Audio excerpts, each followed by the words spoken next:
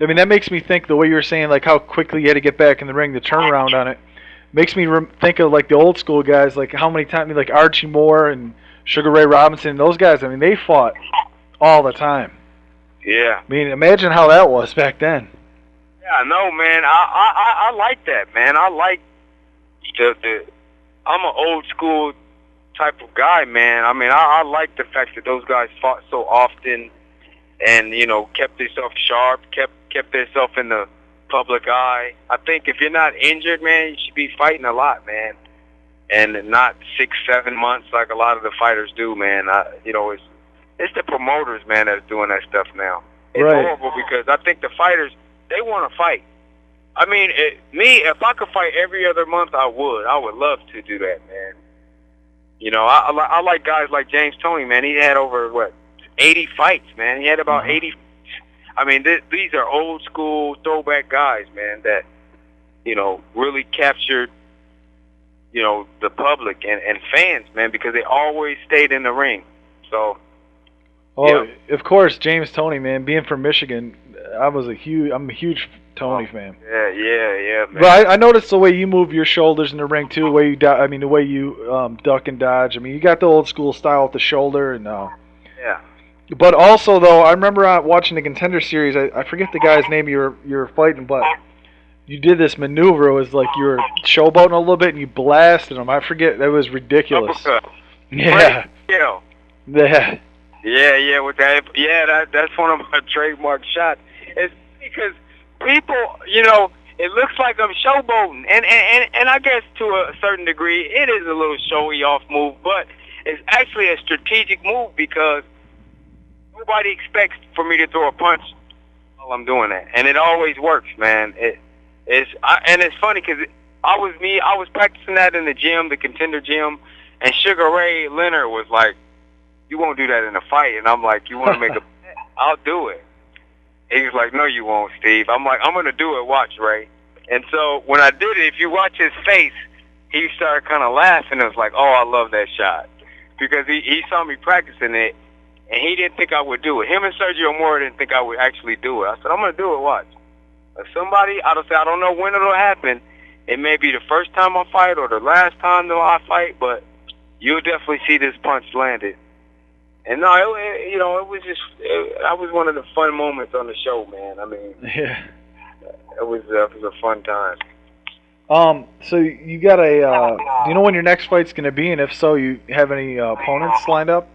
Well, we are looking at October, man. I will know more this weekend. By the end of the weekend, I don't know who it'll be. It'll probably be, not really a known guy. I don't want to say a tune-up because when you say that, you can always be surprised. But it'll be a guy that's not really known. Mm-hmm. But after that, maybe the end of the year, December, you look for me to be in with a known guy. Especially at 140 pounds, so. Right, yeah. There's a lot of guys in that weight class, actually. That's the weight I'm back to, and I'm looking forward to all the opportunities at the super lightweight division, man. So. Yeah, especially the whole. What did you think about the Bradley Campbell situation? Oh, wasn't that? And that's overturned now too, man. That's. Right. Yeah, I saw that. Yeah, they turned to a no decision, man. I mean, Campbell's my guy, man. I know Nate for many years, man. And, it was a headbutt in there, man. But it looked like Nate definitely knew that the fight could be a no decision, in my opinion. I think that, it was smart. It was strategic. I probably would have fought on me personally. But hey, if he says he couldn't see, we got to go with that. But me, I would have fought on. Me personally, I would have fought, and he did what he had to do, and I'll just leave it at that, But I thought he should have been able to fight on. I didn't think it was that bad of a cut, but it did. Then I saw it again. It was a pretty bad cut, but I think he could have continued for a little bit. But, also, man, being in California with the way the ref called it, man, the ref might have probably stopped it later and said, "Oh, that was a punch," and then it was TKO. So, right. I thought it was. I thought it was a butt though. After watching the replay and stuff like that, I thought Nate could have went on, but I see why he didn't, because it could have really went bad. So you obviously you watch a lot of fights. Oh yeah. So who are some of your guys in other weight classes that you really like to watch?